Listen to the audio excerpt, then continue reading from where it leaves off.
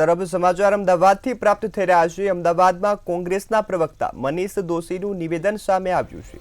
કોંગ્રેસના પ્રવક્તા મનીષ દોશીનું મેડિકલ કોલેજોમાં ફી વધારવા મામલે નિવેદન સામે આવ્યું છે।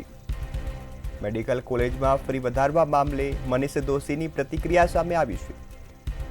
મનીષ દોશીએ જણાવ્યું હતું કે બાળક સારા માર્ક લાવે અને ડોક્ટર બને તે ચિંતાનો વિષય છે। ત્યારે હવે મેડિકલ કોલેજમાં ફી વધારો ઝીકવામાં આવ્યો છે। ભાજપે શિક્ષણના માફિયાઓને લૂંટની છૂટ આપી દીધી છે, જેવો મનીષ દોશી દ્વારા આક્ષેપ પણ કરાયો છે। ત્યારે મેડિકલ કોલેજમાં ફી વધારવાની સરકારે છૂટ આપી છે।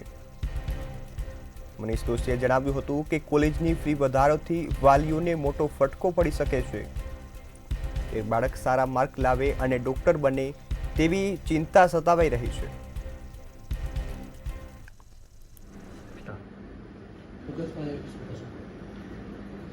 ગુજરાતમાં ધોરણ 12 વિજ્ઞાન પ્રવાહનું પરિણામ આવી ગયું।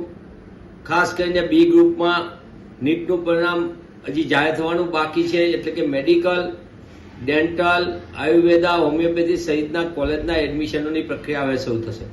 પહેલા મા બાપોને ચિંતા કે અમારા બાળક સારા ટકાવારી લાવે, સારા ગુણ લાવે અને ડોક્ટર બનવાનું સ્વપ્ન જોતા વાલીઓ અને વિદ્યાર્થીઓ માટે સૌથી આંચકાજનક સમાચાર એ ગુજરાતની ખાનગી મેડિકલ કોલેજમાં બેફામ ફી વધારો ઝીકવામાં આવ્યો છે।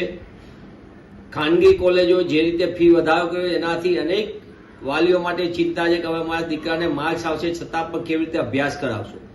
જે રીતે કોલેજોમાં સરકારી કોટામાં અને મેનેજમેન્ટ કોટામાં ફી વધારો ઝીકવામાં આવ્યો છે, પણ સામે પક્ષે લાંબા સમયથી ગુજરાતમાં અનેક પ્રકારના ફાયદા લઈને ઊભી થયેલી મેડિકલ કોલેજો જે રીતે લૂંટના લાયસન્સ ભાજપ સરકારે આપ્યા છે, એના કારણે ગુજરાતની અંદર